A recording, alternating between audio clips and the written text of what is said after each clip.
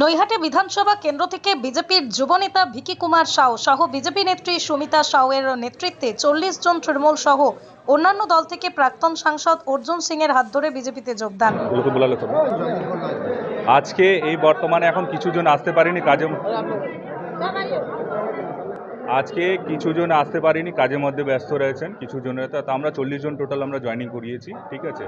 এই জয়েনিংটা আমাদের সম্পূর্ণ যশস্বী প্রধানমন্ত্রীর নেতৃত্ব হচ্ছেন, তার মধ্যে আমাদের ভূমিপুত্র পশ্চিমবাংলার শুভেন্দুদা বিরোধী দলের নেতা যে আছেন তার নেতৃত্ব হচ্ছে, আর আমাদের ব্যারাকপুরের ক্ষেত্রের মধ্যে যে লাখু নেতা ভূমিপুত্র যাকে মাটি বেছে নিয়েছেন সম্মানীয় অর্জুন সিংয়ের নেতৃত্ব হচ্ছেন, আর আমাদের গৌরীপুরে নৈহাটিতে যারা জিএস আছেন বিনোদ সিং তার নেতৃত্ব হচ্ছেন, আমাদের বড় ভাই লখিন্দর সুরজ সিংয়ের নেতৃত্ব হচ্ছে, আমাদের কানাই দাসের নেতৃত্ব হচ্ছে, এক্স প্রেসিডেন্ট মহিলা মোর্চার সুনিতা সাহুর নেতৃত্ব হচ্ছে, নীলম চৌধুরী সেক্রেটারি যে আমাদের পদাধিকারী আছেন, সকলের নেতৃত্বে আমাদের এই জয়েনিংটা হলো করা হয়েছে।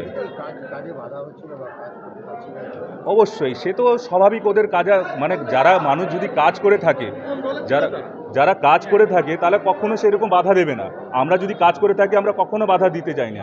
আজকে ওদের এমন হয়ে গেছে যে মাটি তো সরে গেছে, এমন কোনো জায়গা আজকে ইউয়াদা আমরা যেভাবে এগিয়ে যাচ্ছি, বাংলা এগিয়ে যাচ্ছে, আমাদের সেই দেখে কোনো সব ইউয়াগুলো যেগুলো আছে ছেলেগুলো সব চাইছে কি আমরা বিজেপিতে জয়েন। বিজেপিতে শুধু জয়েন করাটা বড় মুখ্য নয়, বিজেপি যে আমরা টিএমসি ছেড়ে আসছি সেখানে জন্য কেন। আজকে কলকারখানা বন্ধ আছেন, আপনারা সবাই জানেন, আমাদের মা বোনরা সুরক্ষিত নেই, মারা রাস্তা চলতে পারছে না, বোনরা সুরক্ষিত নেই। আপনারা সেখানে আজকাল থেকে সবাই এগুলো ঘটনাগুলো দেখেছেন। তার সাথে সাথে আমাদের ছেলেগুলোকে এরা লড়তে পারছে না, পুলিশ দ্বারা সেরকম মিথ্যে কেস দেওয়া হচ্ছে, নানা রকম বাড়ি ভাঙা হচ্ছে, ঘর করা যাচ্ছে। তো এইসব করে সেরকম তৃণমূল এখন টিকে রয়েছে, পুলিশ প্রশাসনকে নিয়ে টিকে রয়েছে। বেশি দিন চলবে না। পরিবর্তনের সংকল্পে প্রধানমন্ত্রী বলে দিয়েছেন সবকা সাথ সবকা বিকাশ, আর এটাও সাথে সাথে বলেছেন যদি সেরকম থাকে সেরকম, এটা কথা অবশ্যই সেরকম মেনশন করেছে প্রধানমন্ত্রী সবকা হিসাব। সবকা হিসাব মানে আমরা লাঠি বম বুগলিতে আমরা বিশ্বাস করি না, আমরা সেই করি না। ওরা সবজন লোক সন্তোষ দাসের নেতৃত্বে জয়েন করেছে ভারতীয় জনতা পার্টিতে।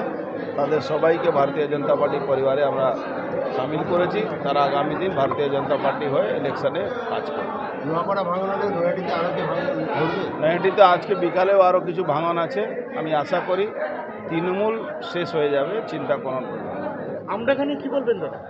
আমডাঙ্গাতে রফিকার রহমান টিকিট পায়নি, তার জন্য অনেক বিক্ষোভ আছে, আমরা ওয়েট করছি। আগামী দিন পরিস্থিতি কোন দিকে যায় দেখা যায়।